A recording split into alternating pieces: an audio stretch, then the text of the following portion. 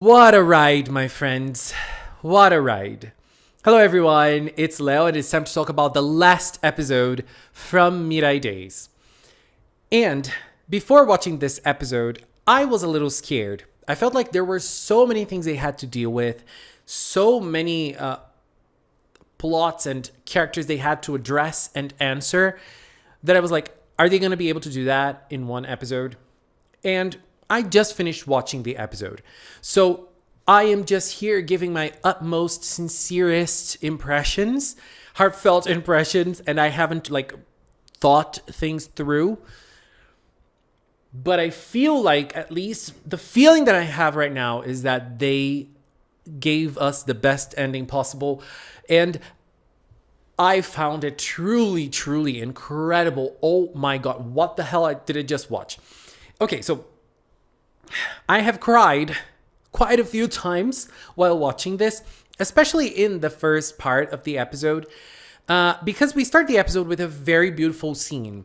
So in the last episode, the girls were able to leave the memory prison by abdicating from their memories. But we had Mother the Papa casting a magic spell. And because of that magic spell, they were able to come back. But it was not only because of that magic spell. They were able to come back because they were in their memories in the past with the power of the past that was given to them in the first episode of MIRAI Days. They were looking into the past. And when the episode started with those two random girls that we've seen in the last episode and also episode 50 from MAHOU TSUKAI, I thought, oh my God, this is their new versions. This Hisui Mirai and Hisui Riko. But it wasn't. They were regular girls. And the girls were revisiting their memories and they saw both of them. And because of that, they got reminded of who they are. And I feel like the one thing that I love the most about this is that we've been following Mirai's and Riko's and Hachan's and Mofurun's point of view. And Mirai's point of view specifically is a point of view, is a story about miracles. It's how she is always breaking free and being able to be who she wants to be and achieve what she wants to achieve, even if that sounds impossible, like magic. And it's interesting because the first magic in Mirai's life was meeting Riko. And well, yes, it was a magic meeting, but just their relationship is already a miracle in itself. And in this episode, we see the two little girls meeting each other. And I found that so beautiful when Mirai, I don't remember exactly when Mirai said that, but she said it, miracles aren't just for me. Miracles are for everyone. And I feel like that perfectly encapsulates what MIRAI Days is trying to say. If you are alive, you have a chance. I think that's the biggest message of MIRAI Days, and I find it so beautiful. If you are alive, you have a chance. If you have a chance of a future, you have a chance of being happy. You don't have to live in the past, in your memories, in something that happened before and made you happy. The future is full of possibilities. And I love this. And I feel like this is something that resonates with me a lot. And I love this perspective, this outlook in life. I know it does not work for everybody. And it's not the point of the show. It's not the role of the show to, make a point for every person, obviously. But I really like this philosophy. And I love how the show gave it to us. Another thing that was very beautiful in this first moment of the episode was holding hands. So we see Mirai very, very young, Mirai as a baby. She was still in the hospital and Mofurun was already with her. So Mofurun was with Mirai since she was born, like literally. And in that moment, we see that Mirai is growing up. We have some scenes of grandma and dad getting closer to Mirai and Mirai holding their fingers. Very pretty. And this is a theme of PreCure as a whole. This is the theme of the franchise. This makes part of the franchise. Holding hands. It's it's a metaphor for so many things. It's a metaphor for intimacy. It's a metaphor for friendship. It's a metaphor for love. It's a metaphor for finding someone that will change your life. It's a metaphor for a miracle, basically. And when Mirai saw Mofurun without her memories, she did not know who Mofurun was. And Mofurun at that time was just a stuffed animal. When she saw Mofurun, she didn't know who Mofurun was. But when she held Mofurun's hands, she started coming back to who she was. And that was not only because of her memories, it was also because of the magic, because of the Linkle Stone, but mostly it was because of the memories and all of the beautiful things that happened in Mirai's life. And because of that light, Riko was also able to remember who she was. We had so many beautiful memories with Riko as well. And the way she was struggling to remember, and she was struggling to understand what was actually going on. It was really powerful. I loved that moment. And with the two lights, we also saw Hachan. Hachan felt more of an outsider in this moment of the episode to me. She also had her memories. And they also held their hands with baby Hachan, and she was able to hold their fingers, not hands, like literally. She was able to hold their fingers when Hachan was still a baby. And that connects to what Mirai went through when she was a baby as well. Holding hands, love, intimacy, powerful, and like family. It was really, really beautiful. And because of that, they were all able to come back. And what a return that was. But the return was just Mirai, Riko, and Mofurun in the first moment. In this moment, we have both of the three of them coming back. And Chronosto was like, how could you leave the memories? And then they explained it was because of that power that they had in the first episode that made them able to look in the past and see what was going on in their past. And then Chronosto attacks them, but then Hachan arrives to protect them. And Hachan was able to come back because of the light that emanated from both Mirai, Riko, and Mofurun. That light was so powerful that it was able to call Mirai, to call Hachan. And Hachan, in this moment, she used her magic as Mother Rapapa. Even Chronosto calls her Rapapa. He doesn't use the word mother here. It's just Rapapa. She was able to protect them. And while she was able to protect them, it was a scene like, I am here. But it was not just her. And I found that scene incredible because one of the points that they had to make in this episode was Hisui. What are they going to make with Hisui's character? And here's the answer. Hisui is inside Hachan, and that's it. Like, she's not going to be her own person, it seems. So what did they do? They colored Hachan's hair at that moment in Hisui's color, in the jade, beautiful jade color. And when they did that, Hachan or Hichan looked back and said, we are here. So Hachan now isn't just Hachan. That existence is actually both Hachan and Hichan. Hichan is inside of her. She is living inside of her. And they're both sharing the experiences that they have. And then the hair goes back to the regular color. They transform, and then we start the action scene. And girl, let me just say, what an action scene this was. It was not as good as episode 11, but it was very special because they were fighting relentlessly. We had some very pretty fighting shots in this. Yoshiyama Yu, thank you. I salute you every time you appear on my screen as an animator. But we also had Cure Mofurun appearing. And I loved the connection that they made. I loved the scenario Cure Mofurun appeared in.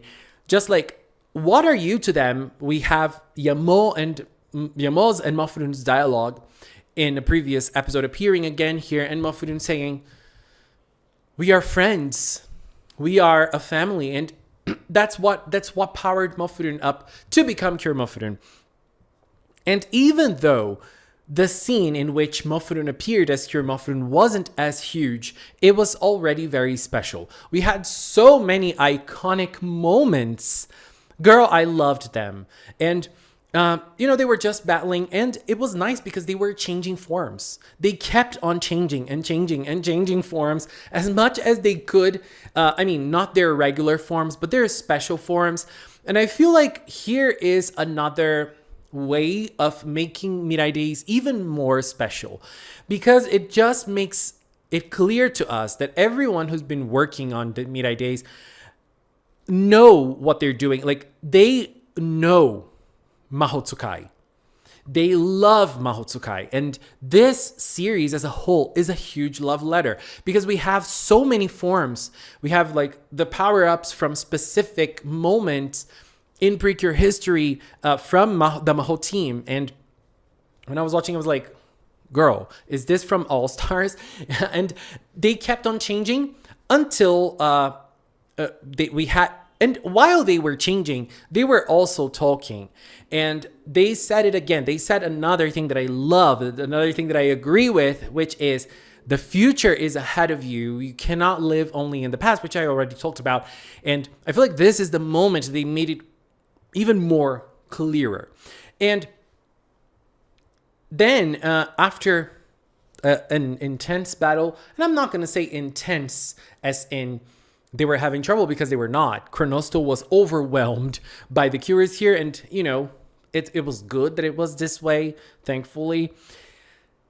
We just had Mofurun coming back to regular Mofurun, and Alexandrite form appearing once again, and they used the Alexandrite attack, and in a more meaningful way this time than last week's episode, because obviously there was the philosophy behind time, behind existence, behind living, and why they want to live a life with everyone.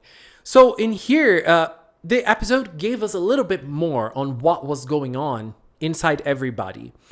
We see Mirai's parents and what they were dreaming of, but ultimately we see Ayer as well. When he was a child, he saw the witches.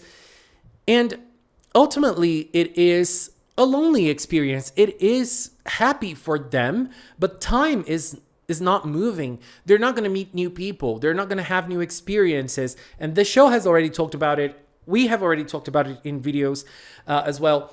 But now, it's the last time that the show has to make this point, and they do it within the power of the Alexandrite form, and they use the power. It defeats Chronosto. The battle ends right there, and Chronosto leaves by saying, time is overflowing. Time is now passing again. This was Chronosto's last stand, and we do not know if Chronosto is alive. He probably is. I feel like he is not dead. He's not non-existent. He is probably alive. We just don't know if Chronosto's existence is an existence that can be erased in this world. But, it doesn't really matter. And I really love that everything that happened in the human world, in the magicless world, is explained by Kay. She was making her article about it, and they used her character to make a point on what was going on with the people and how they are explaining it to the humans in our world. If it was a regular PreCure season, they would not have to explain anything. But this is a different PreCure with a different target audience, so it's nice they're touching on this. So Kay says that everyone who became objects, they don't know that they became objects. Everyone who disappeared this is what the humans believed, they do not know where they were, and they don't have memories of the time that they were disappeared. That they don't know what happened. They don't have memories of this time. All that they can remember is that they were having a good dream. And that was it. And it's nice that Kay also mentions that she was also having a good dream, but this good dream is now powering her up to continue her life, to pursue her life again. Love it. I love it. I think that so good. It's so nice because they used what a villain tried to do, or I don't know. I don't know if you can call Chronosto an actual villain. He wasn't really evil, but they used the antagonist actions to turn everything that he did into something plausible for the humans. We do not know if everyone has felt the same way, but it's clear that Kay was powered up by what happened, and maybe other humans also felt the same. And then we start following the cures, and they are in the magic world. Ire isn't found. And I think I like this, actually. If I were writing the show, I'm not a writer, but if I were writing the show, I would not know what to do with Ire. And one thing that I would not like is that if Ire came back and said, I get your point, the future is beautiful, I'm going to look up to the future, that's it, I buy what you said, let's go. I wouldn't like it. There is nothing in Ire that makes me believe that he would like to have a future. He doesn't want to have a future. He wants his mom back, and his mom is not coming back. So there is no positive way of him living a life without going through the grief that he feels of his mom. You know, he hasn't dealt with that in his life. So maybe he should go to therapy and he should try other ways of dealing with this, obviously. But, you know, what he did was going after dark magic. It did not work out probably, but I like the fact that they did not find Ire. And we don't even know, like, they did not find Ire's statue. Is his statue hidden somewhere and he's still living in the dream? Or did he escape? Did he manage to escape? Because if he stayed, he probably would have been punished by the magic world. We don't know. We don't know what would happen, but I like the answers that they gave to Ire. Even if it was a no answer, I like it. Not gonna lie. And the girls, Mirai comes back and Mofurun starts crying. I totally understand Mofurun because it's like, okay, we can meet at any time. The worlds are connected again. It's okay, we can meet, but it's not the same when we're living together. And I was crying so much at that moment when Mirai gets to the apartment and, you know, everything is cleared. There's nothing in the apartment anymore. I was so sad. I was so sad. That is adult life. I get it. It's hard. Sometimes goodbyes are inevitable. People are just living their lives. It's hard. That's nothing you can do. That is part of life. But it makes me sad nonetheless. But I can just say, I like when the show is real. And I feel like Mirai Days tried to be real.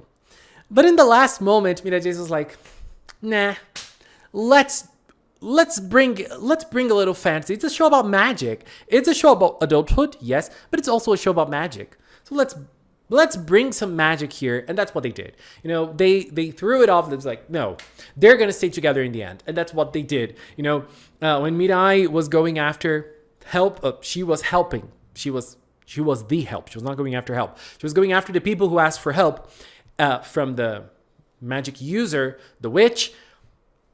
Riko and Hachan appeared. And they were like, we're going to help you. We are the MAHOU girls. And we're going to help you. And they even found a reason for Riko to stay in our world now, for them to be together. I love this. And Hachan is like, I'm going to look over the world here with you. I don't want to be alone there. I want to be here with you. So that's what we're going to do. And they turned back into their younger selves and let's just do it. Let's just live the best life we can together. Why not bring a little magic, right? I love it. If they were to stay apart, I would like it too because it's real. But I like me a little magic. Let's trick ourselves a little bit that life can be this way. Oh my God. But I just love this ending. And then we have some other closures to other characters. We have Yamo, for example, with the broom man. The broom man wanted to retire, and Yamo will probably take on his role because Yamou is very talented, very nice. We also see Sparda, Gametsu, and Bati as students. I love that they remembered Sparda Girl. She was my favorite villain. And I love her. Gametsu was nice too. Bati was nice too. I love the three of them were really cool villains in MAHOU. And the closure was pretty with them flying and, reliving the good moments and being able to live the good moments among adulthood. And then we even see Hisui in the back. Like, she was not there, but, she was drawn there. And I feel like this is another message. I don't know if that was an intended message, but I will get it this way, which was, you can bring some magic to your adulthood. Your adult life doesn't need only to be of sad things. You can bring in some magic. And I love it. I love Mirai Days. And I always say that I will do a recap and a full review of a season, but I never do. It's hard for me to organize my feelings in an overall way. That's why it's easier for me to talk episode by episode. But I really want to do on Mirai Days. Mirai Days is shorter, so I feel like it's easier. And so I really want to do one video talking about Mirai Days as a whole because it's such a present. And it goes straight into my favorite PreCure seasons ever. Like, straight to them. I don't know if we can compare Mirai Days to other regular PreCures because, it's a totally different way of approaching a story. Very concise, very short. But I love it. I find this gorgeous. And I know, I wanted a Mirai and Nico kiss. I really did. But we didn't get it. I'm happy with what we got already. I feel like it's such an incredible show. Such an incredible story. Perfection. That's what I have to say for now. Anyways, babies, thank you so much for following me on this journey with Mirai Days. What a beautiful, beautiful, beautiful show. What a beautiful story. I loved it. What was your favorite moment from this episode? Tell me in the comments. Anyways, this is it for now. No more Mirai Days. But a new journey is starting next week with Princess Session Orchestra. I'm very excited. Anyways, babies, this is it for now. Thank you for another season completed here at Magical Cinnamon. I am happy. Anyways, thank you so much for watching, and thank you to the members here on YouTube, on Patreon, on Throne. Thank you so much for your support. And if you watched up to now, thank you so much as well. Thank you so much for watching, and until next time, Kira Buddha Papa!